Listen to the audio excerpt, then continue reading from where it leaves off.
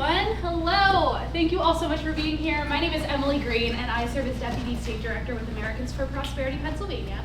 We are a national organization made up of 37 state chapters, and I just have the privilege of working with the Pennsylvania team here. I grew up 20 minutes-ish up the road in Bethel Park, currently reside on the other side of the state in a less friendly environment to energy, but fighting the good fight. If this is the first time you've heard of Americans for Prosperity, please raise your hand. That's awesome. That's really cool. Very bad. All right. Well, we are a grassroots organization through and through. We can't do what we do without scaling the voices of the grassroots in Representative Kail and Representative O'Neill's districts. And when we think about the issues that we tackle, when it comes to lowering gas prices, lowering grocery bills, we have a bias towards removing governmental barriers to opportunity so that everyone in this room across the Commonwealth and country can live their version of the American dream, whatever that means to them. So, last election cycle was not what we thought it was going to be. I think everyone in this room can agree. We talked with voters and constituents all across the Commonwealth. And what we heard time and time and again were stories of people who went to the pumps to fill up their gas tanks and had to make critical trade-offs as to whether or not they were going to put food on their tables or, be able to drive to work the next day. Those are the real stories of real people that we're hearing from. So we have launched the Prosperity is Possible campaign. And all of you should have or are sitting on our Movement for More card. So when we're thinking about our Prosperity is Possible campaign, we want to make sure that we are empowering the workforce, combating inflation, and why we're all here today, unleashing energy abundance. We can do that in Harrisburg and Washington through removing governmental barriers to opportunity, red tape, regulations that hurt all of you who are working in this space, in this industry, and also ratepayers across the Commonwealth. So we believe that we should be doing more. We're fighting complacency right now because there are a lot of people that don't understand why their gas prices are rising. They don't understand the nuances of it, and what we serve to do is empower and educate across the board so that we can make a more aware electorate. So with that being said, I am going to turn it over to our wonderful moderator to talk about how we can do better, how we can do more in Harrisburg and Washington and beyond. So our fabulous moderator this evening is Tom Mumford. An Ohioan at birth, Tom spent the majority of his life in the Northeast. Formerly educated in Connecticut, Tom would argue that the vast majority of his learning has been working in the fields of technology. Tom's roles have been roughly split between 1/3 in business development, 1/3 in operations, and 1/3 in management. He has co-founded 2 tech companies and sold both of them, one to a Minneapolis-based firm and another from the Pittsburgh area. He has served as board advisor to 2 tech companies, one in the US and the other in India. Professional influencers that he works with include Robert Bryce, Chris Wright, David Blackman, Alex Epstein, and Nick DeLulis. On a personal note, Tom gives his free time and support to his church, the American Red Cross, Junior Achievement, Freemasonry, and Polish cultural causes. Tom is married to a former Polish national. His wife, Anna, became a U.S. citizen last month on September 11. She has a master's degree in cybersecurity and works for a nonprofit in the field as a consultant to a small to mid-sized manufacturer business. They have 3 children together. Their oldest, Jacob, is a Marine serving in Okinawa. Their middle child, Elijah, is a student in Norwich University, and their baby, Sonia, is finishing her senior year of high school. They currently reside in Connecticut, but have been looking to empty nest somewhere not far off the I-81 in Annapolis. So please, Tom, thank you so much for joining us. Take it away. Thank you, Emily. All right, I'm going to begin by thanking Mary Beth Cerrucci. I think that's the first time I've had to say your name out loud. Excellent. Coalitions Director of the local chapter for Americans for Prosperity and the American Oil and Gas Alliance. Without these 2 organizations, and clearly their respective teams' effort, this panel discussion wouldn't occur. And so I'm honored to be asked to participate. Thank you. Thank you. Personally, I'd like to welcome and introduce our panelists. All right? A lifelong resident of Western Pennsylvania, Joshua D. Kail is a legislator who will work to protect taxpayers, reform Harrisburg, and bring family-sustaining jobs to the 15th Legislative District. Pro-life and pro-Second Amendment, Josh is committed to defending constitutional liberties. He has long understood the importance of controlling taxes while modernizing education, as well as the need to put an end to job-killing, overregulation, and to apply conservative solutions to our state's challenges. For the 23-24 legislative session, Josh was elected to serve as chairman of the House Republican Policy Committee. He was also chosen to sit in as a member of the House Rules Committee. Prior to running for office, Josh worked as an attorney representing small and mid-sized businesses and worked as a solicitor for various local governments. He also did work for Beaver County's Children and Youth Services. Josh is a graduate of Geneva College and Regent University School of Law. He and his wife Abby and their 8 children live in Beaver, Pennsylvania. Representative Joshua D. Kail, thank you for being here. For having me. Another lifelong resident of southwestern Pennsylvania, Timothy J. O'Neill. Graduated from Jeannette High School and IUP, Indiana University of Pennsylvania. While an undergraduate, he served in the ROTC program at IUP and was a member of the Pennsylvania National Guard. After graduation, he served on active duty, including a tour in Afghanistan. He rose to the rank of captain. While in combat, Tim was awarded the Bronze Star with V for valor. Once he returned from active duty, he chose to settle back in southwestern Pennsylvania and earned his master's degree in business administration from the University of Pittsburgh's Katz Graduate School of Business. After working in the energy industry, Tim was a human resources director for a construction company. Relying on his private sector experience, Representative O'Neill is working to create and protect jobs, improve infrastructure, ensure our energy diversity and independence, and reform state government. He is serving his 3rd full term in the Pennsylvania House of Representatives after assuming office following a May 2018 special election. Tim was elected to serve as the Republican whip for the 23-24 legislative session. Representative Timothy J. O'Neill, thank you for being here. Thanks for having me. Next, I have the distinct pleasure of introducing Mr. John Gallo, Jr. John is a Vice President of Construction for Appalachia Construction Services and the Executive Director of American Oil and Gas Alliance, also the founder of AOGA, as I like to call it, one of our hosts for the evening. With his extensive knowledge in the midstream and distribution sector, John has been recognized by his peers as an industry leader in the Marcellus region. John has a passion not only for the industry, but also for the nation.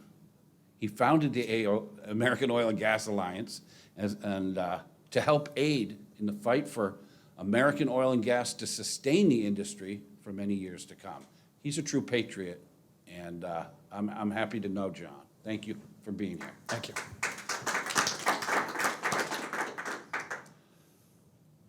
Oh, there's more about John. And in case that's not enough, no, wait, there's more. I added that in for you guys. John's passion is to educate and bring knowledge to young people, and I know that's true, and the future leaders of the industry. When he's not working or educating, he is most likely with his family. He enjoys outdoor activities, bowling, trucks, and watching his daughters perform at cheer and gymnastics. Looking forward to your insights in this, John, except I'm kind of curious. Bowling is an outdoor activity? Extreme bowling. Okay, all right. All right, so welcome to everyone else that's here in attendance. It speaks volumes to the groups that you would come here, take up your time. We appreciate it, especially with that last minute change. I think we lost some of the people on the venue change, but here we are. And it's a lovely setting and a great place to do this. I think you picked a good venue. All right, I'll start off with discussing some facts that I recently received from a local oil and gas resource. not that one. Here are some natural gas consumption trends in Pennsylvania and around the country, and it's important as we face the cold months ahead. Let's think about it. The U.S. Energy Information Administration, EIA, rolls right off the tongue, maintains a range of data about the use of natural gas by individual states in the nation, and a review of that data between different years tells a few interesting stories. I'll focus on Pennsylvania's history and trends. The numbers show that natural gas has continued to climb as a preferred energy source in the Commonwealth, starting with an increase in total consumption of about 35% between 16 and 21. They also show that the shale gas revolution that started in the state around 15 years ago was a turning point for the total amount of gas used, as it rose over 140% between 2008 and 21. The number of additional users in Pennsylvania show slight increases, residential just under 4%, and commercial customers a little over 5% in the last 6 years. Interesting, but I think the story tells itself. The number of industries relying on natural gas, industrial, experienced a decrease of just under 4%. So if we look at that a little closer, over a larger period, say the last 35 years though, and this will give you an idea of the importance of energy here in Pennsylvania, residential customers, when used over the last 35 years, usage increased 28%, commercial users jumped 50%, and the contraction of the state's industrial economic base, okay, dropped by 26.5% during that period. The industrial base peaked in '99 and has been on a slow decline since. Despite all this, a sign of natural gas's growing preference as a source of electricity in Pennsylvania, growing by 327% over the last 25 years. How significant is that? So, of course, the most impressive record of growth aligns with the years between 2008 and 14, when unconventional natural gas development, fracking, I like that though, planted a flag here in the Marcellus area, rising 175% in that 6-year time frame. So, in summary, the numbers from the EIA tell a positive story for current and future U.S. natural gas production and consumption. A 141% increase in natural gas use in Pennsylvania between 2008 and 22, a 38% increase nationwide. Look at that difference during the same period. Going hand in hand with increased production are a range of long-term benefits, and that's what these gentlemen are going to be focused on, the long-term benefits that cannot be emphasized enough: economic growth, high-paying jobs, ultra-high reliability, reduced air emissions, energy security, and reduced costs to residential, commercial, and industrial users. All right, so let's get to some questions. I have a couple sets of questions, and I derived them, gentlemen, from some bills that I think are going to be in front of you. If I'm off a little bit, please correct me, because as you know, I'm from Connecticut, and my timing might be off, but I did read the bills, and I don't think they have been passed into law. Okay? All right, the first one I have here is House Bill 170. And is that the right one? Oh, no, pray tell. Senate Bill 691. And to remind you what it is, it says it's an act amending the Act of June 28, 95, known as the Conservation and Natural Resources Act. And its purpose is to rename the Department of Environmental Resources in defining rulemaking authority of Department of Environmental Protection, repealing provisions relating to the Department of Environmental Protection, and providing for Department of Environmental Services and making editorial changes. I actually called John on that one. I said, John, why is this important? We're talking essentially a name change. There might be more to it than that. Does anyone want to start off by weighing in on that at all? I'll go. So the bill in particular, it's not in the House, it's in the Senate. That's right. I don't Senate Bill believe 691, it's been sent over to the House. But I will say, in Harrisburg, there is a massive problem with bureaucrats making regulations that have no clue how it impacts industries. And that's not just a problem that's exclusive to Harrisburg. that is also a problem that we're seeing, a major problem, maybe the defining problem of the 21st century with our government, is the fourth branch of government that has no elected officials, which is the bureaucracies that we're seeing coming out of Harrisburg and coming out of D.C. And so you end up with these magical situations where people that are sent to Harrisburg and people that are sent to D.C. to actually make laws don't do that at all. They don't do much of anything other than sometimes appropriate, and in D.C. it's how they appropriate has now kind of gone sideways as well. They've handed over their authority to unelected bureaucrats that are impacting industries more than any elected officials are.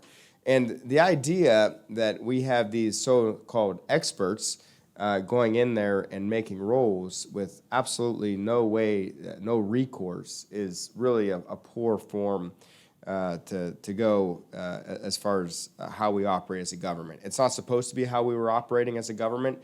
It's something that has been a Republican and a Democrat problem since I think there was a case at the Supreme Court in 1910. I'm going back to constitutional law class now, where basically they allowed the Congress to delegate certain authority that was legislative in nature, in my estimation. But since then, they kept chipping away, because Congress doesn't want to have to make hard decisions. And so they want to be able to blame someone that is this boogeyman that isn't, them, and they can go back to their constituents and say, well, it's not me, that's the agency. It's the Department of Environmental Protection that handles all those permits. It's not us. We're not in control of that. They're doing the regulations. It's our job.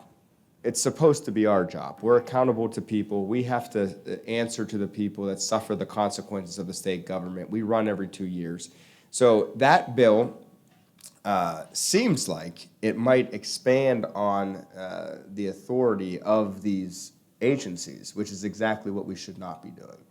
And that would be just my knee-jerk reaction to reading and hearing that summary as it relates to that bill. Thank you. Representative O'Neill, do you have thoughts on that? Yeah, I'm not familiar with the bill itself. But what we see right now, and any of the industry people know this, what we see right now in Pennsylvania is the Department of Environmental Protection has become essentially an activist group. They are, it certainly appears that they are actively preventing development specifically around the energy industry, but it goes broader than that. And they are stalling anything that they might disagree with.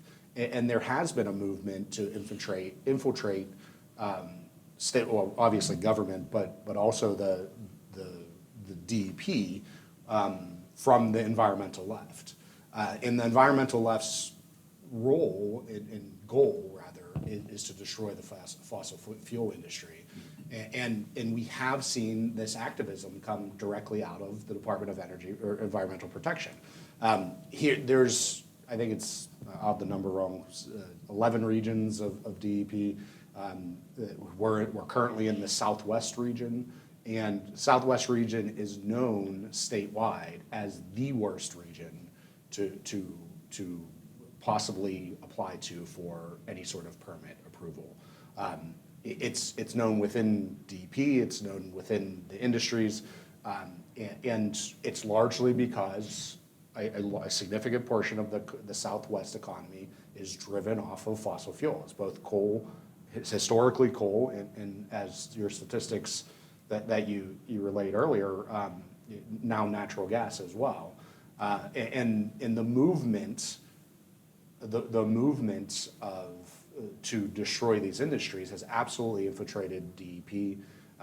I don't know if the crux of this bill is trying to get at refocusing the department to understand that they're supposed to be a partner with industry, supporting and advancing our Commonwealth, or not.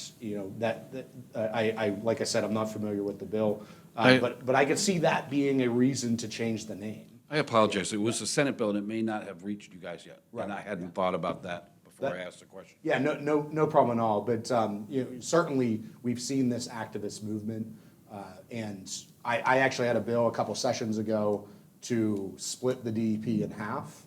And I proposed to remove the entire permitting function from DEP because, in my opinion, DEP's role should be enforcement on the ground and ensuring people are following the plans they say they were going to follow, as opposed to just checking the boxes in the ivory tower, so to speak. John, what did you think of this? So the bill's a little interesting to me.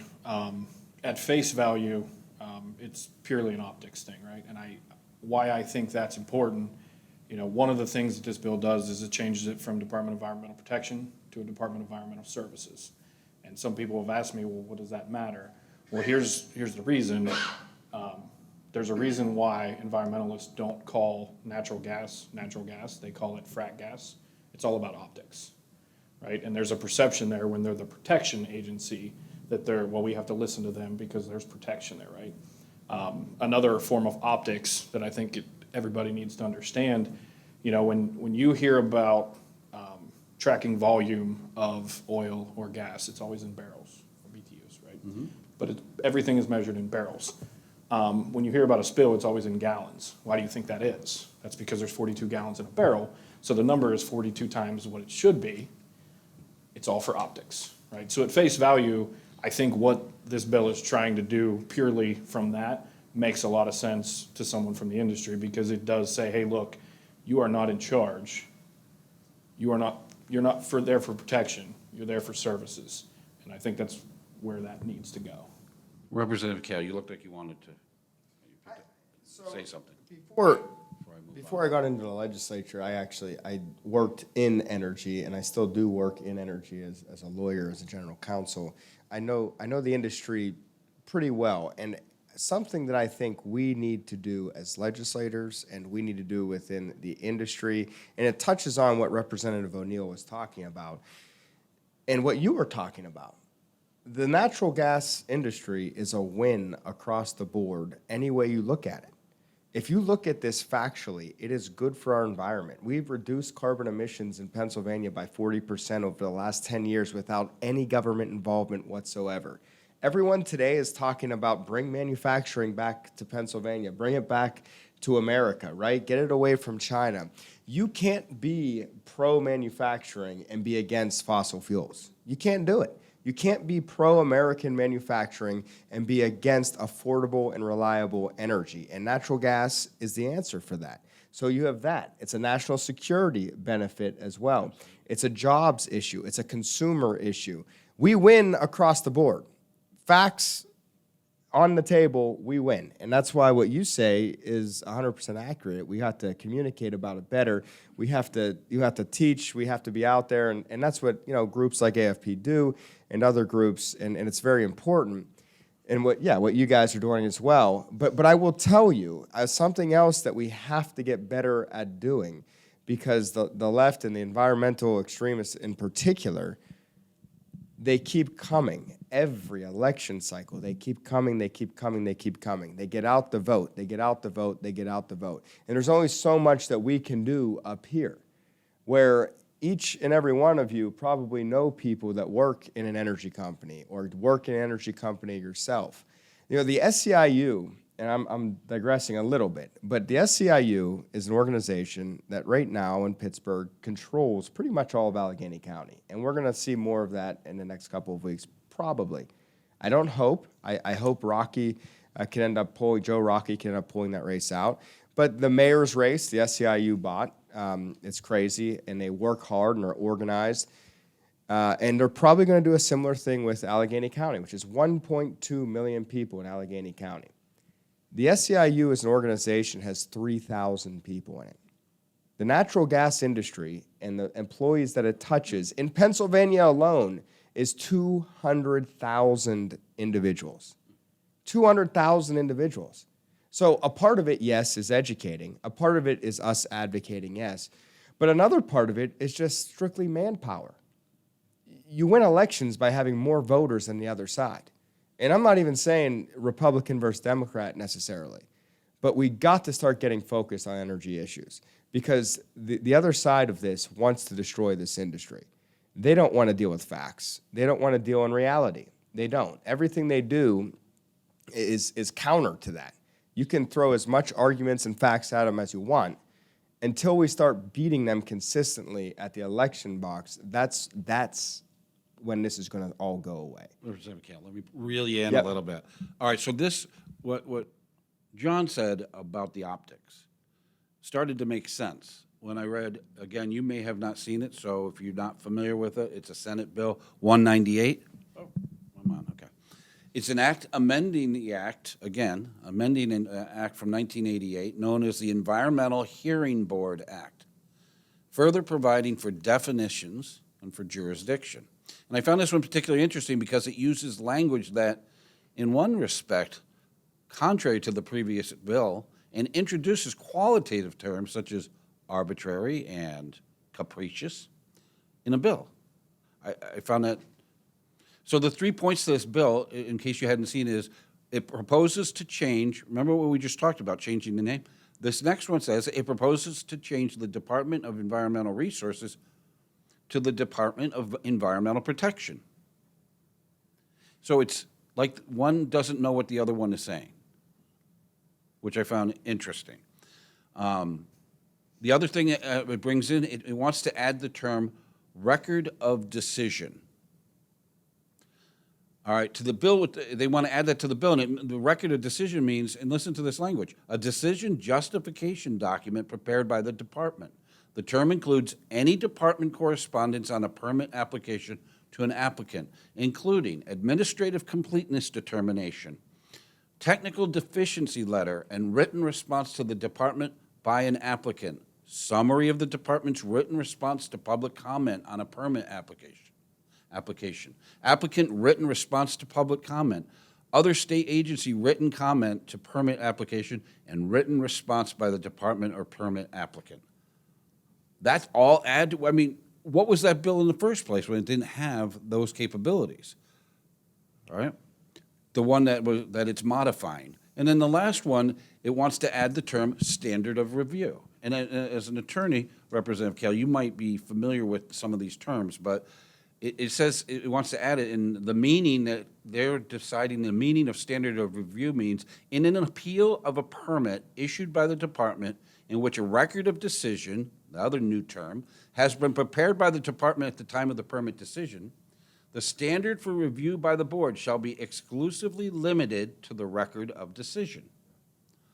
The moving party must prove by the preponderance of evidence contained in the record of decision that the department's action in issuing or denying the permit was arbitrary and capricious.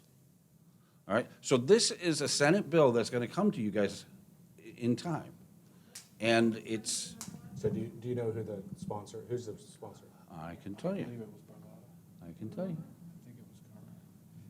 Is it Cameron? Is it, I did think I I say, can it's streamline 198, this right? one. I'll tell you. It's right here. Introduced by Bartoletta, Stefano, Douche, So- and Streamline Hutchinson. this one a little bit. No, I think I got this. Go ahead, buddy.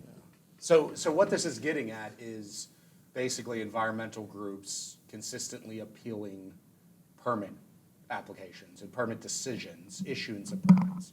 So essentially what's happening here is you have a permit that's issued, or maybe they issue some sort of finding and then they have a public comment area. You have groups suing after the permit is issued, arguing things that were never even remotely involved in the application itself or the public comment period or public hearing for the issuance of the permit.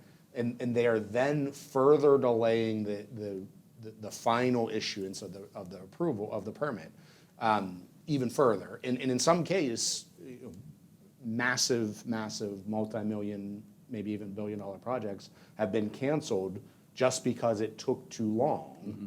And that's become a strategy of the environmental left to delay the process so long that whatever group or organization is trying to complete the given project just gives up. So this bill, the crux of the bill is getting at trying to prevent that from happening. not allowing you to bring arguments that were never involved in the permit process to begin with in order to challenge that process after the fact. So that's ultimately what it's going at. This is definitely a pro-industry bill. This is a pro-permitting reform bill. And I mean, I don't know that I've read all of the language yet, but it's certainly something that I would support, and I believe the majority of our caucus would support. Does that explain why it's changing the name back? No. The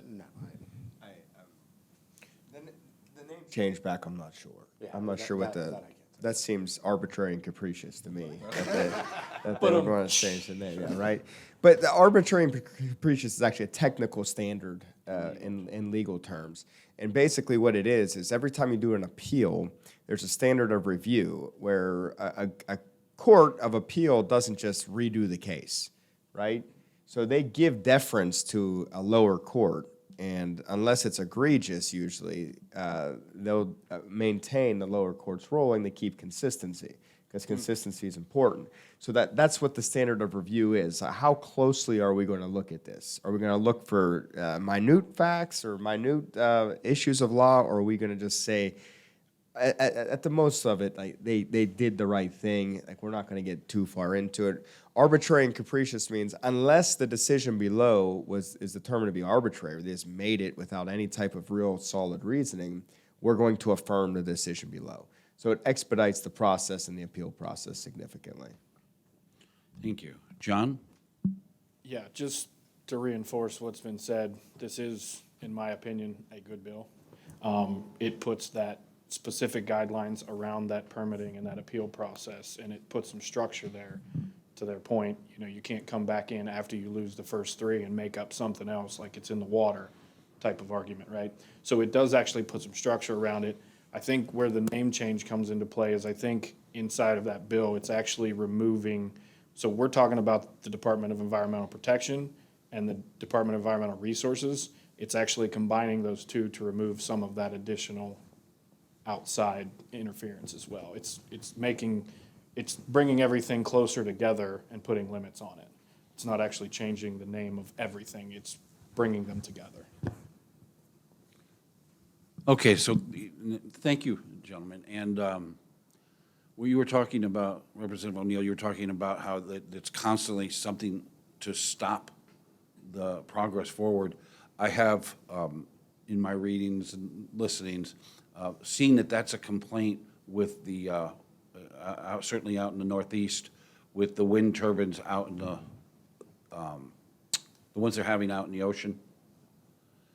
They keep getting frustrated because there are all of these lawsuits that are being brought, and it keeps slowing down progress. And I'm thinking, doesn't that sound familiar? It just, okay, so this is a House resolution, number 131. You might find this interesting. It says that it's a resolution to direct the Legislative Budget and Finance Committee to conduct a study to compare impact fees, you familiar with this one? Impact fees and severance taxes in the largest natural gas producing states and examine the competitive business climate for the industry in those states. Just to give you a heads up, this is going to be more taxes, is what we're talking about. So I reviewed the resolution, and it appears to be from the Democrats, the D side of the House. It looks like it wants to find more taxes for the Pennsylvania coffers at the expense of the natural gas industry. So the points alleged include that Pennsylvania is the largest natural gas producing state in the U.S. that does not impose a severance tax on new or current unconventional gas wells. And two, it's alleged that it does have impact fees in Pennsylvania, but they haven't risen correspondingly with the increase in proportion with the number of horizontal wells. Okay? And what the report is supposed to include is essentially the amount of revenue. So they want to do a report, and what they want to see out of that report is the amount of revenue generated by the impact fee per year and the total since the enactment of Act 13 of 2012. So they want to say, what money should we have had? Is that the right number we've been getting? And then it says an estimate, it also wants an estimate with the calculation method included of the amount of revenue Pennsylvania may have generated if the Commonwealth had implemented a severance tax back in 2012. So first of all, the presumption that's taken with this resolution, right? Just think about this. Like the approach that they're taking, the presupposition is that's our money. Right. Like that's money that we should have had. Like we have lost out on this money because we didn't collect revenue. The severance tax issue has reared its ugly head a number of times. It hasn't come up in any serious conversation, thankfully, in a number of years. But when the last time it did come up, the numbers were pretty clear that Pennsylvania's impact fee generated more revenue for local governments and governments in general than Colorado, Ohio, and West Virginia's severance tax combined. It just wasn't going to Harrisburg. And so people were upset that these legislators in other parts of the state were upset that they didn't have control of this money and they couldn't do with it what they wanted to do. Who was with it. getting the money then? The money was going to local municipalities. The money was going to people in our districts where it belongs because that's where the actual impact is. That's where the sand trucks go. That's where the roads get torn down. That's where there is an actual impact to the local community. So then the industry pays it back through the impact fee. This idea that somehow if there's something that's making money or there's something that's driving down the cost for people that we need to tax it so that we can get more revenue and we're going to solve problems cutting out of Harrisburg is laughable. Say it louder. It's outrageous. And well, it's true, and we got to change the mindset. It's a losing mindset, and if we want to make Pennsylvania truly prosperous, we need to be taxing the industry less, extracting more, making energy more available with pipelines so that we can get manufacturing here as well, get jobs into the region, and be secure as a nation as well. We have everything to do that. We just got to have an energy policy that's grounded in reality and not this Looney Tune policy that we're seeing out of the White House and out of the governor's mansion right now. So Next time I'll get the soapbox. Okay? So one there's it is true. It is true that Pennsylvania is the only state with horizontal drilling and fracking that doesn't have a severance tax. But the reality is when we put in Act 13, what was that, 2008? 12. Of 12? It was, okay. I stand correct. I wasn't around then.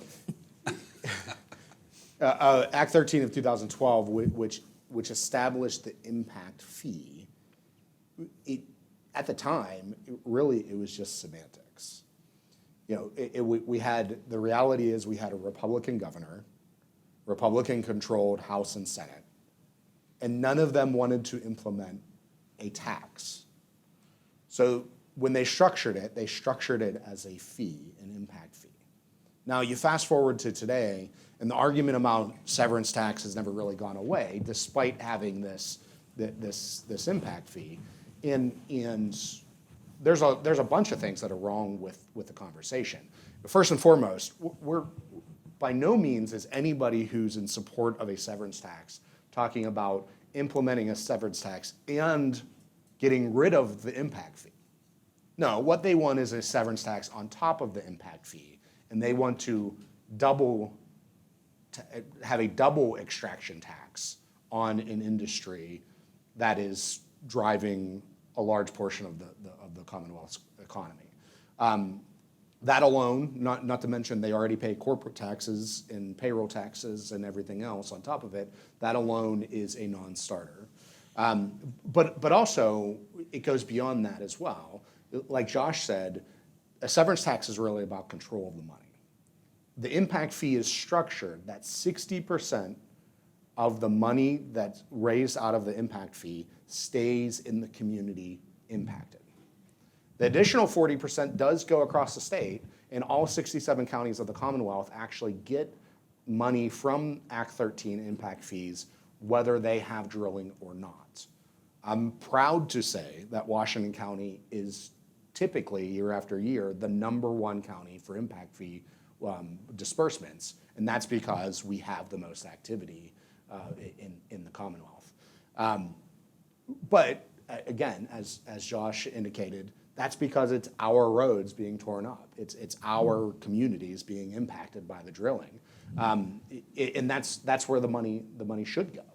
If you look at Washington County in particular from a statewide tax perspective, now this is all taxes, but from a statewide tax perspective, every $1 of tax that Washington County, and I'm talking individual, income tax, everything, every $1 of tax that Washington County sends to Harrisburg, we get about 70 cents on the dollar back. If you look at Philadelphia County, for every $1 of tax which has no drilling, no impact, but for every $1 Philadelphia County sends to Harrisburg, they get about 141 back. So for You're subsidizing. That's another reason, quite simply, that I will never support even moving the impact fee structure to a severance tax structure and sending all the money to Harrisburg, let alone the idea that that's not really what they want. They actually want to double tax it. I want to ask you, because what neither of you touched on was, and maybe this, the House bill states that it says that the fees, the impact fees, have not scaled correspondingly with the activity growth. Okay? And neither of you have touched on it. I was curious if you knew if this is not true. It says the impact fees, that the state has impact fees, but they haven't risen correspondingly with the increase in proportion with the number of horizontal wells. Does anyone know why that might be? Is it because more is going right to the local community, so it's not going to Harrisburg, and they're upset with that, or? I think that's because we still have people that understand how business works. And if you put a tax on something, it creates more cost to produce, which affects the industry. There's no company that absorbs cost. So if you continue to tax something, the price is going to go up. So there's no politician that can sit there and say that they're worried about your price for gas while supporting something like a severance tax. Why is it not increasing correspondingly? Let's get to that question. I don't think that's. So I mean, it's what the that bill resolution alleges. It's what it is alleges. going to study that. I think it's probably true that the impact fee is not generating as much revenue now as it was when we were doing a lot more drilling in Pennsylvania. It slowed down significantly in 2015 and 16. Now it's kind of become more steady, the industry, and you might be able to talk more directly to that, but it seems like there was more horsepower running and there was more completions occurring, and I think it's based off of how much of that is occurring. It's not based off of production coming out of the ground. It's my understanding of it. Yeah, so you're right. The industry has leveled. A lot of that has to do with regulation. Because the reality is there's still just as much gas as there was in 2013. There's more regulation, so everything has leveled off. The costs of production, you have to consider the more that you go and you extract, it's easy, harder. So as extraction, we go deeper, we go further, it gets more complex, it gets more costly. And then you get into a place where you start adding impact fees and all these taxes. Now the question is, it's not can we get there, it's can we get there and make any money doing it, make it make sense. And on top of that, the industry has gotten dramatically more efficient with how long it could go now underground. So there's less pads that are needed because you can do more underground and there's less impact even on top. Because of that. So those are positive things that have come out of what's going on. I do want to make a mention here of something that's kind of this magical development that we're seeing in Harrisburg now.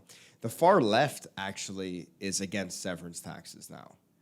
They don't want the dirty oil money that they think is oil. They don't understand that it's actually gas, but they don't want the dirty money in the public fisc. Like, that's how ludicrous this has become. Doesn't have anything to do with investing, does it? No, it has nothing to do with much of anything. And I'd love to do a study on the carbon footprint of a solar panel, as they use coal from West Virginia that gets sent across the United States to be manufactured in China and burned there with no regulation to make a solar panel that was used rare earth minerals to be mined and all the, it's just, the whole thing is just a sham, how they approach their whole argument. And I think we just need to be more direct with them on their issues. So, and you know, this is an allegation that it's not kept up. But I sat here and pulled up the last press release that came out of the PUC, who administers Act 13 funding. And this year alone, there was $279 million distributed through impact fees. That tops that makes the total impact fee since Act 13 went into over $2.5 billion distributed. And this year's distribution, now I could dive into it more and get you the history. First off, I'm not sure why we need a study to figure this out when you can click on a link on this email. But nevertheless, this year's distribution is $44 million higher than last year's. So I'm not sure where the allegation in the resolution comes from, other than trying to make up an argument to justify the study. Representative O'Neill, you got to understand, I used my words, chose my words, allege. It alleges that that's the case. I don't know. And I know that most, you guys in here are from the business world, and you think logically. And that's, how you look at a situation. You think factually, you think logically. In Harrisburg, what makes this issue more difficult than it should be is natural gas extraction is regional. So there are large chunks of state representatives that have absolutely what they see as a benefit, meaning their constituents aren't having jobs in the industry, right? They turn the lights on, but they think that's just a interesting occurrence that occurs, just because their light switch is there, right? People don't really think through the whole process of energy and consumption. It's about jobs for elected officials. When constituents' jobs are threatened and they show up at their office, then all of a sudden it gets real. There are a lot of districts where that's just not the case. So this is an issue where oh, wait a minute. I could fix the problems in my district, taking away from somebody in some other district that has nothing to do with my district. It makes it more attractive. It's not a good way to run government. We're not out there trying to beat up, the pharmaceutical industry that's really manufacturing a lot in the Philadelphia region. That's not how you govern. That's not smart.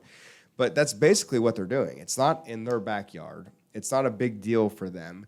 So it's an easy political plug, and it's just kind of laziness to raise revenue through a source that isn't theirs. It's an easy political plug, but further to your thought that it makes no sense.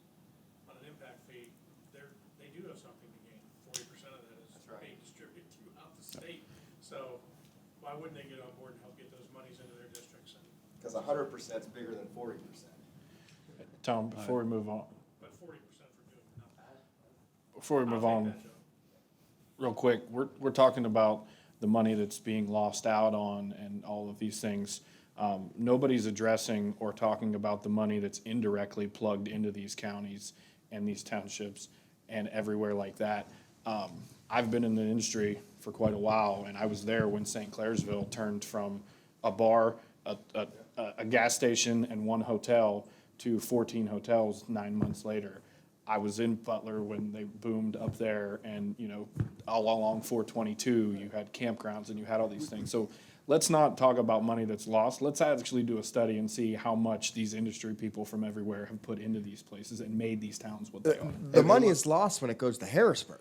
The money's lost. That's when it gets lost. The money's lost when the work shuts down and they go back home. It's when it's invested, when the industry has the resources and Harrisburg isn't taking it out. Right. That's when you see that. Beaver County went from 4 hotels to 31 hotels because of the natural gas industry, because of the cracker plant being built there. And that only comes because of the shell play. So it's not money lost. Right. Right? It's just, in fact, it's money gained when we're not taking it. Well, and look, we're sitting in South Pointe right now, which is the Houston of the East, and it's predominantly the reason why this business park exists today is because of the industry. But look at it today. And it's making a comeback. But I mean, you've seen South Pointe 5, 6, 7 years ago, and you couldn't find a parking spot in any one of these places around here. And now half of these large businesses are like ghost towns. Why do you think that is? Right. It's because of regulation. The gas didn't go anywhere. It just doesn't make sense if it's overregulated. Okay, I'm going to go away from some of these legislative issues that I was going through by rote and number, and I'm going to ask some different questions.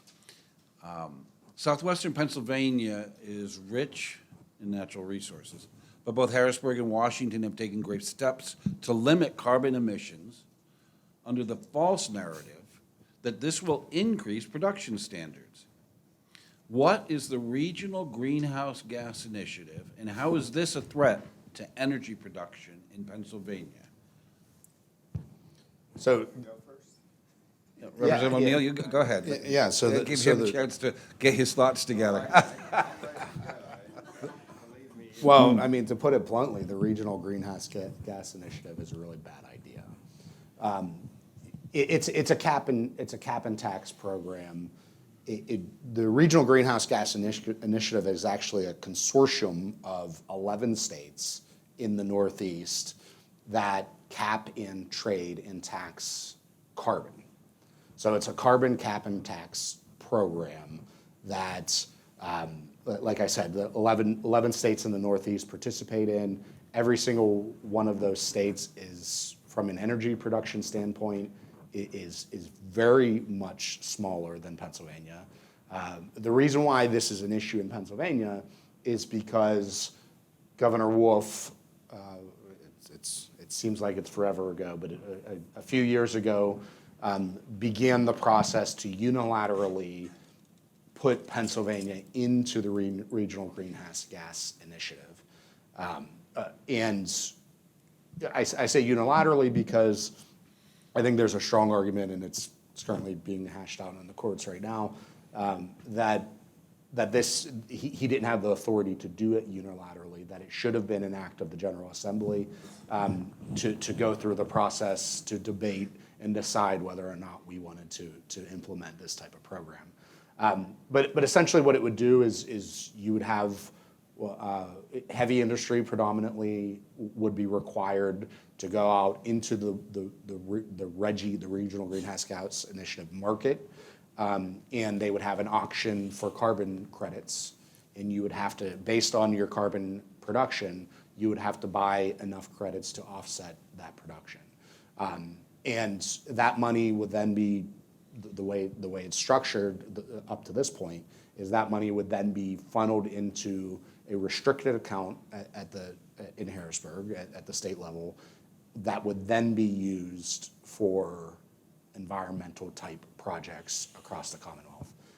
There's a bunch of issues with this. First and foremost, I already mentioned I would argue the governor never even had the authority to begin with. It's a tax. The governor doesn't have an authority to implement a tax. It's a multi-state compact, which he doesn't have the authority to enter us into. But even beyond that, with the money, assuming that it happens, the money that was raised, he has no authority to appropriate that money. So the money will go into a restricted account that then the General Assembly has to act upon to appropriate. So there's a bunch of issues along the way. Not to mention, it's just absolutely horrible for our industry in an environment of ultra inflation to then interject uncertainty and additional taxes and regulation on an industry just because you essentially don't like it. There's across the board, it's a bad idea. We should never even be where we're at in the process.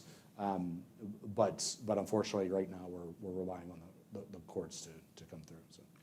So this is another way. This is another way for the left to fleece ratepayers. I mean that's what's going on here. This is Pennsylvania's Green New Deal, and it's us teaming up with states like New York. And as far as it, just if you want to understand the real industry impact on this, Governor Wolf announced entrance into this in something like 2018 or 19. Look at the proposed and actual investment in manufacturing differences between Pennsylvania and Ohio. That's all you need to do. The billions of dollars that are being invested right now in Ohio compared to the peanuts that are being invested right now in Pennsylvania. And that's because Reggie is going to increase our consumer costs by about 30% on our electric bills. And this is going to be, my grandmother that has an electric bill that she has to pay monthly on a fixed income. And it's going to be Shell, who has a massive electric bill, who has their own power plant that probably has to do all kinds of things on the marketplace. This is at a time when we're trying to get ourselves off of Chinese manufacturing. And every time, this is what drives me nuts. It drives me up a wall because everybody supports American manufacturing, right? You hear it from the Biden administration, the Shapiro administration, you heard it from the Trump administration, you heard it across the board. Everybody supports American manufacturing. You can't support American manufacturing if you don't support American energy, period. End of story. And if we keep going down this road, we're not going to be able to manufacture here. The only people this is benefiting, it is not benefiting our environment, number one. That's something that needs to be stated clearly, that this is a fraud scheme on the environment. There's actually studies. An assumption has turned into fact, and based on this quote-unquote fact, all of this regulation That's right. It is not technically, according to the DEP's own studies, this is not going to benefit our environment because Ohio right now is building coal-fired plants that fuel Pennsylvania. So is West Virginia. This is a bonanza for Ohio. And we're just letting it happen again and again and again. And it's just, it's very unfortunate. And then you have this governor that we have now, who during the campaign came out and said, now is not the time to enter into this greenhouse gas initiative. He said that. He said it publicly. He said it on the campaign trail. Well, Mr. Governor, you have an opportunity to pull us right out of it because it was illegally put into by the last administration, and he refuses to do anything with it. He's playing, politics with it. He's doing his typical, Philadelphia kind of politician dance around the issue. He doesn't want to upset the environmentalists. He doesn't want to upset the building trades. Like, he's trying to find a way to navigate through this. Meanwhile, our economy is suffering. Meanwhile, our opportunities are suffering. Meanwhile, our jobs are going other places. Meanwhile, we're less secure as a nation. Meanwhile, our environment is worse off as well. And we got people playing politics in Harrisburg. It's very frustrating. In my preamble before we started, one of the facts of Pennsylvania is, what was it, 99 was the height of industrial impact here, and it's been dropping over time since then, and this certainly isn't helping. It's just making it less and less attractive to be an industrial company here. So to touch on Reggie, I think you're 100% accurate. Shapiro does have the opportunity to do what he said, yet somehow there's $60 million in his proposed budget that already comes from RGGI. So I'm not really sure how that works.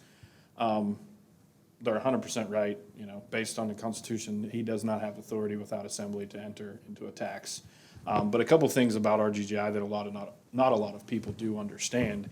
It is an auction. However, the auction is designed so that the price of the credits go up year over year and the number of credits go down. So it gets to a point where it's not just however much you need you can buy. They're going to limit and restrict over a period of time how many credits there are. So ultimately, it ends up shutting everything down unless you pay obscene amount of money for those things.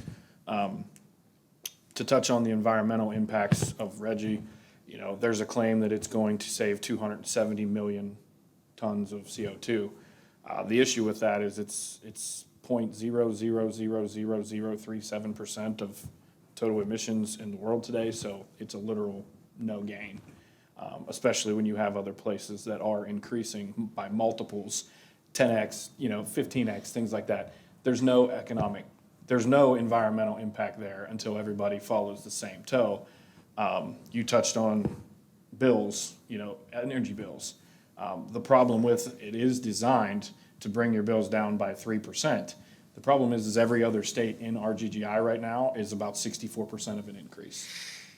And they don't have the burden. For them, like they said, this makes perfect sense because Pennsylvania's going to end up footing the bill for the entire program.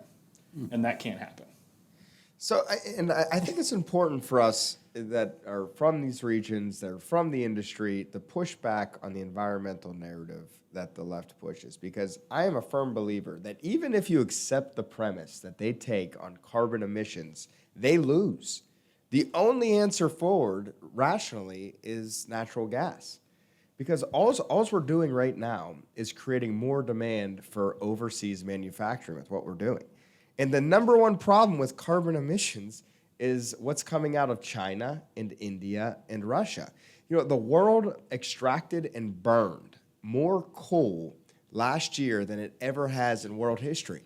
Than it ever has in world history. It just didn't happen here. It's happening unfiltered overseas because we don't want to make things here so we can clothe ourselves in green righteousness while the world goes on fire. I mean, it's unbelievable. And at the same time, we're enabling our adversaries overseas. We're enabling people like Iran. We're enabling people like Russia. It makes zero sense whatsoever. You want to reduce carbon emissions? Start making things in America with natural gas extracted from Pennsylvania.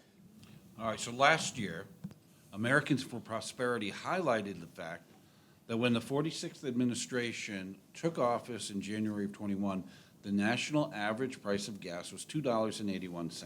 Now, here we are nearly 3 years into President Biden's presidency.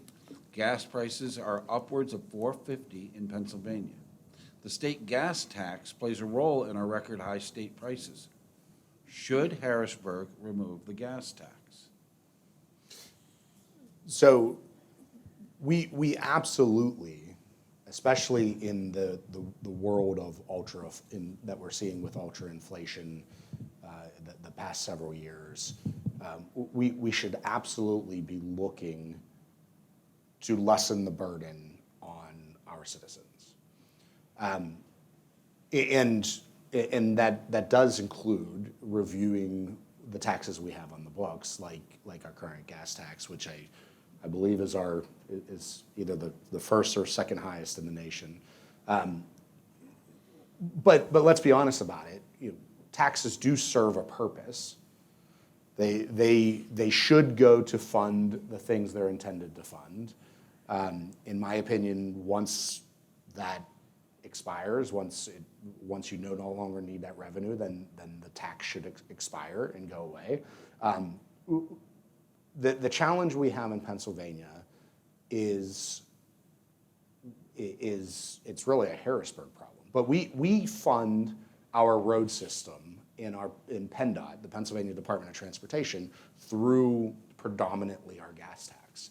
PennDOT actually has a multi-billion-dollar budget that we don't appropriate. And we don't appropriate it because the gas tax goes directly into the motor license fund, and the motor license fund automatically distributes that money. And one of the ways they distribute it is to PennDOT. So if in Pennsylvania also has a massive road system, we have deteriorating bridges. We've made some news the past couple years on bridge issues. So the challenge we have is we absolutely have to find a way to pay for a Department of Transportation. We pay for our state police out of that as well, part of our state police. We need to find a way to pay for our state police. And we need to find a way to maintain our roads and bridges. Here's the thing specifically about the gas tax. There's been a lot of talk about it recently in the recent years. There's also been a lot of talk about the move away from gas-powered vehicles to electric-powered vehicles, which compounds the issue of whether or not we're bringing in the gas tax revenue. Excuse me.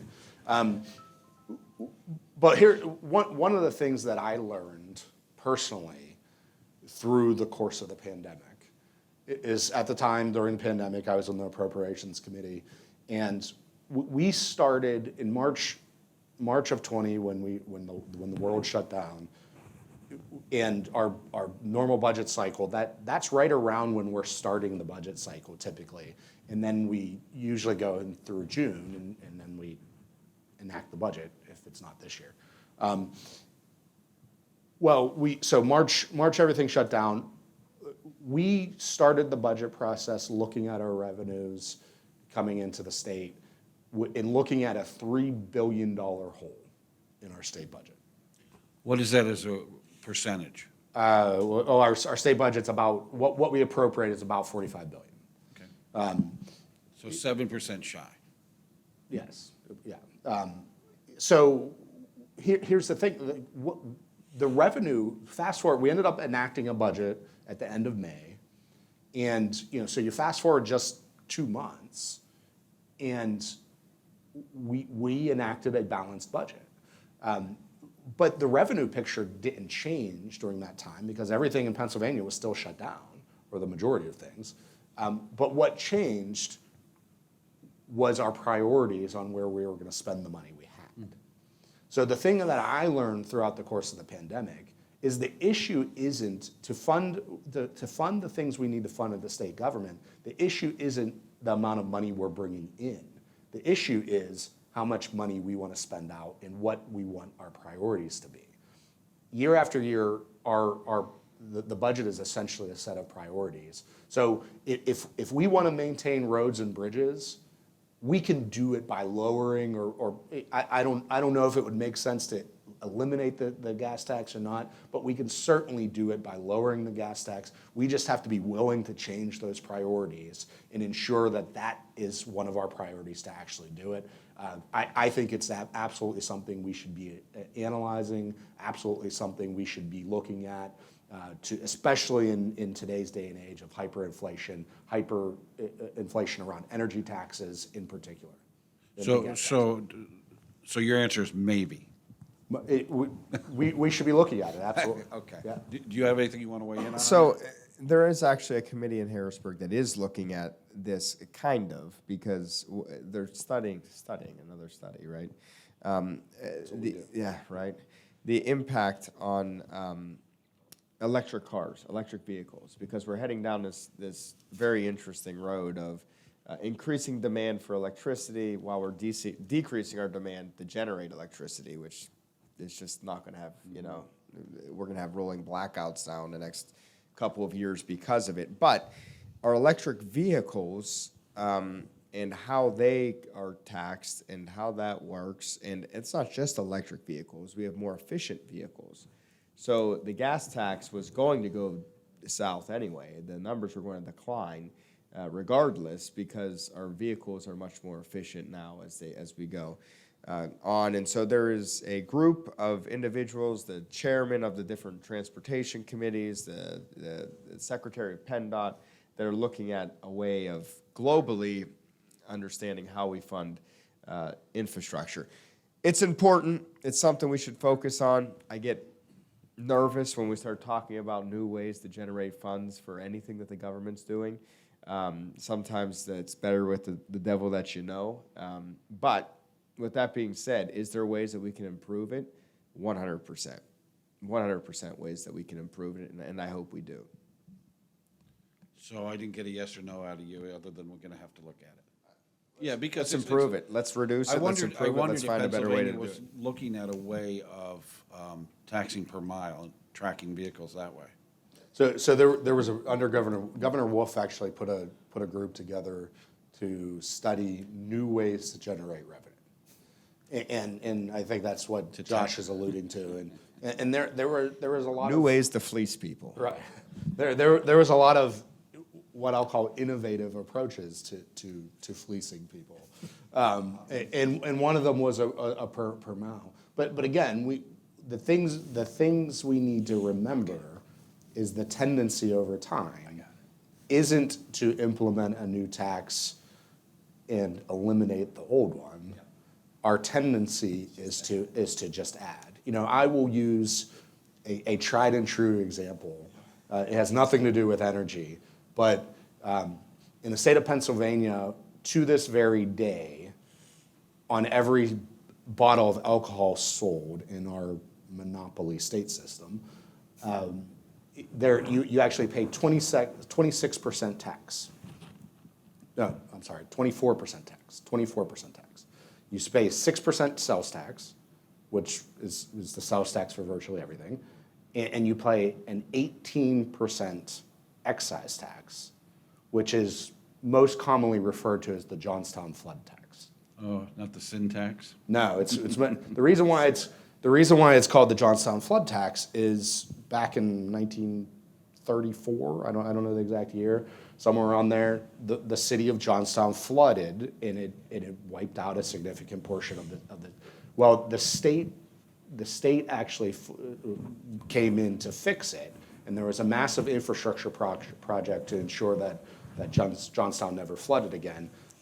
To the best of my knowledge, it never has, and yet, despite that, 90 years later, we're still paying an 18% excise tax in order to pay for that reconstruction in Johnstown.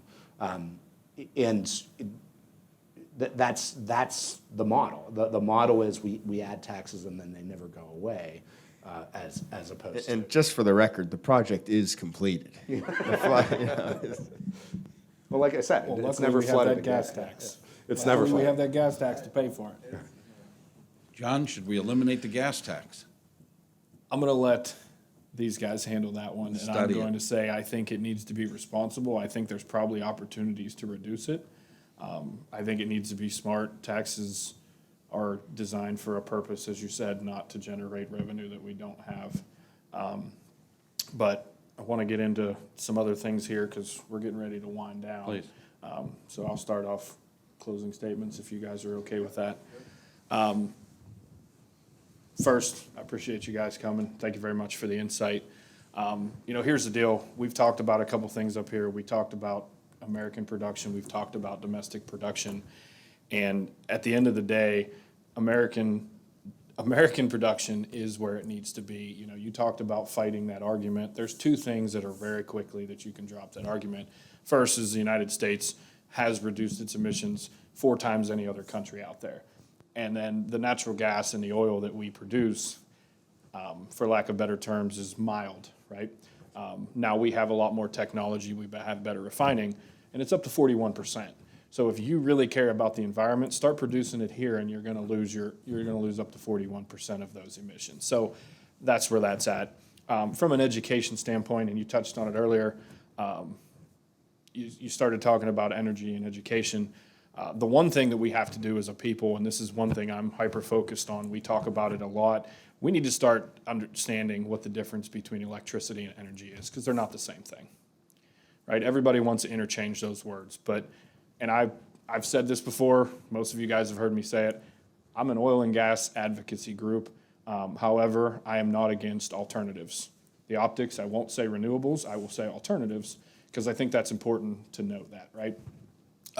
But a solar panel creates electricity and that's it, right? Energy, the simplest way to explain that is electricity powers something that energy created, right? And that's the difference, and we need to have real conversations about the differences between those, because you can't have daily life without true energy, okay? Everybody wants to talk about the health and you're killing people, and first of all, you don't have modern medicine without it. You're looking at 90 items in an emergency room. You're looking at 85% of pharmaceuticals. The hospital's made out of it. The roads are made out of it. The vehicles, the emergency alert system, everything that you can see in this room is touched by petroleum. It's touched by oil and gas. And that's where we need to get to. If it makes sense, I'm all for it. And all of the above approach is where we need to get to. But we cannot do that until we're honest about what those two things truly are. Right? One last thing, because you talked about West Virginia and you talked about that carbon footprint. So our beloved Department of Energy has this new initiative in West Virginia. They're talking about the wind turbines. It's 69, they say there's a potential for 69 gigawatts of wind energy in the state of West Virginia. Now here's the problem. That seems like a lot. It's about 7% of what the state uses. They use about 100 terawatts a year, which is 47 terawatts lower than what Pennsylvania uses, but it's still a very significant amount of energy. So you talk about 69 gigawatts, right? Well, if you sit there and you break down the math on that, it comes out to about 5.5 million acres to get to that 69 gigawatts. The state itself is 15.5 million. So you're covering 30% of that state for 7% of the capacity of electricity you need. Keep in mind, that's based off of 100% efficiency. We all know it's running at 40%. So now we're talking about 12 million out of 15 million acres covered to get 7% of the energy. Now, you make that make sense, okay? To be fair, it works in places like Iowa, but look at the topography of Iowa. It's literally built to be a wind turbine. And they've also been integrating since the early 90s with that interconnect and that ability. It works great there. It's not working everywhere. Stop acting like it is. That's all I got. Thank you. All right, well, gentlemen, any closing words? Yeah. We had John's? I'd like to highlight a couple things. Josh kind of hit on one of them, and one of them is around the environment. I think we in the energy support advocate sector have done ourselves a disservice by not engaging around the environment, and certainly that includes the Republican Party. We by not engaging, we've allowed the narrative to go off the rails, and when you look at environmental, and I've said this before. The last thing I served on the Environmental, Energy, and Resources Committee until I got elected whip. But the last thing I ever imagined I'd really be talking about is the environment. But nevertheless, I think it's really incumbent on all of us to really start talking about it more and more and more, because the narrative's just off the rails. I will tell you. One of the things that I personally like to do in my role as state rep is go in to high schools and talk to students. And inevitably, every time I do, questions around the environment come up. If you poll issues, voting issues, which we do, the environment today does not rise to like a top 5 voting issue. But I'm convinced that our children's generation, as they grow older, that the environment and environmental policy will continue to rise to a level that it might never be number 1, because eventually you get to a point where you realize some of this stuff is just crazy. But I'm convinced it is going to be more of a voting issue as we move forward. And if we continue to fail to engage on it, then the narrative is just being controlled by our opposition. You talked about some of your statistics. One of the things that I like to talk about is actually the UN's climate panel, the one that puts out the report that every time they put out a report, the headlines say that the Earth is on fire and we're all going to die. Yes, the IPCC. If you actually look at the report, the headlines that you see in the news aren't supported by the report at all. The report actually says, the most recent one actually says that the worst case scenario, which is essentially do nothing for the environment and let things go the way they're going, there's 4% less growth.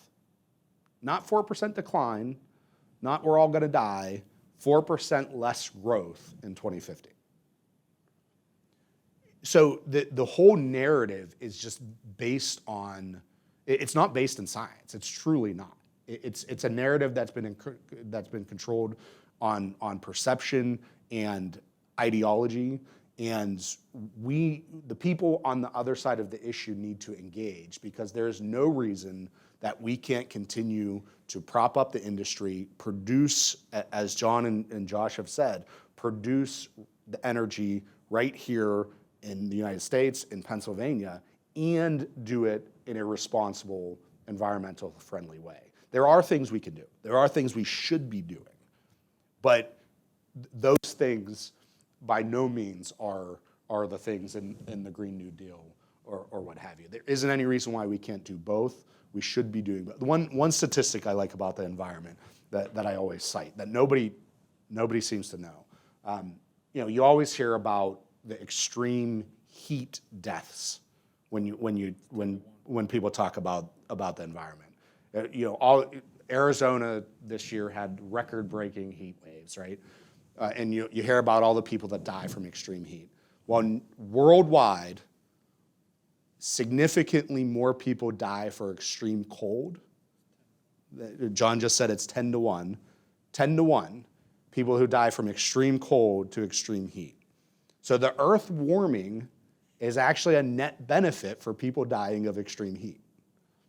And but you never hear that side of the argument at all. We need to do a better job to ensure that this is a balanced debate as we move forward. Like I said, I do think there's things we can and should be doing, but many times they're just the right thing to do as opposed to trying to save the planet, which is just like world peace is a pretty lofty goal. So I'll stop there. Something I just want to pick up on. It was mentioned that all of the above energy approach, and I understand what you're saying. I truly do. But imagine for a moment where we live in a world where we are getting Chinese-produced energy that has no environmental regulations whatsoever, that is burning coal with absolutely no filter whatsoever, that is being shipped across the United States, over the Pacific Ocean, emitting carbon the entire time, and we're buying this at a higher price and getting a worse product. That's the world we live in right now with renewable energy. That's the world. Until we can start doing renewable energy in the United States, until we can do it without using slave labor, until somebody can show me that we're actually reducing carbon footprints, I don't think we should be doing it at all. I think it's a bungalow for the green industrial complex, and it's real. There are people that are making bank off of ratepayers, and they're making money off of slave labor, and they're getting this stuff produced so cheaply, and they're getting it back over here and forcing it on people. People don't want this. They don't want to pay higher prices. They're forcing it on people, and they're leveraging a crisis that's been generated by our media, like what you said, with headlines and clicks and extreme this and extreme that, and they are making a ton of money out of it. And I can't find another reason why any of this is going the way it's going, other than somebody somewhere is heavily invested in these industries, and they got to fix the market because a free market won't do it. And that's what they're trying to do. And we lose on that. Western Pennsylvania in particular loses on that. The United States in general loses on that. Western civilization loses when we're buying Chinese-produced energy and we're enriching Russia gas companies, which is exactly what we have been doing the last, 2-3 years now. So I think it's just very important that we appreciate that it's not just this global kind of macro thing. It's also happening granularly at the local level. Next week in Harrisburg, there's going to be a committee hearing out of ERE, the Environmental Resources Energy Committee, where the Democrat majority is going to be considering a bill that is a frack ban. It's going to be called something else. It's going to be called a setback bill, where setbacks of 250 or 2,500 feet from any structure. It'll end like 98 or 99%. That was one of the questions we ran out of time. I didn't get to. No, that is coming. And Josh Shapiro, who claims he supports the energy industry, who just tweeted last week a statement, I want to grow the energy industry and have more workers working in natural gas and all this other stuff. He was supportive of this initiative as Attorney General. He's the one that suggested it with his grand jury report. And now it's coming out, and they're going to be considering it in the House Democrat ERE committee next week. That's coming, and that's a de facto frack ban. That is an elimination of extraction and natural gas in Pennsylvania. This is what's being considered right now in your House of Representatives. It's outrageous. It's a sham. What they're trying to do, the narrative that they're driving, all under the pretext of some phony University of Pittsburgh report and some phony grand jury report that was done. And it's just, it goes back to the original point I was making. Facts are great. Facts are important. being on the side of truth always matters. Of course it does. But we got to show up at the polls. We got to make sure that our employees are showing up at the polls. We got to make sure that the service company's employees are showing up at the polls because they are coming after our industry. They are coming after our jobs. This is not a joke. This is not a drill. This is real. They did it in Colorado. They did it in New York. They're doing it in California. They have a method to their madness and are trying to strangle American energy, in particular the natural gas industry. And it's happening right here in Pennsylvania under the guise of an administration that allegedly supports the natural gas industry. They're clever. I'm not going to say they're not clever. They are clever, but they're coming for you. And it's not going to be just a consideration of something that's going to be about health. They're coming full go. They're coming full go. So stay engaged. Thank you for having organizations like this that are engaged, because this is how we will end up getting the truth out there, and it's absolutely critical that we keep fighting. So thank you for being here, and thank you for hosting this. To be clear, the all-above approach is domestic only. Thank you for pushing that out there. But John everybody Gallo, was confused. Tim O'Neill, Josh Kail. Thank you for coming and joining us with this. There's a lot of questions and things we could have gone on for hours, but we can't go on for hours. So thank you, everyone, for coming, and thanks for all your help in being here.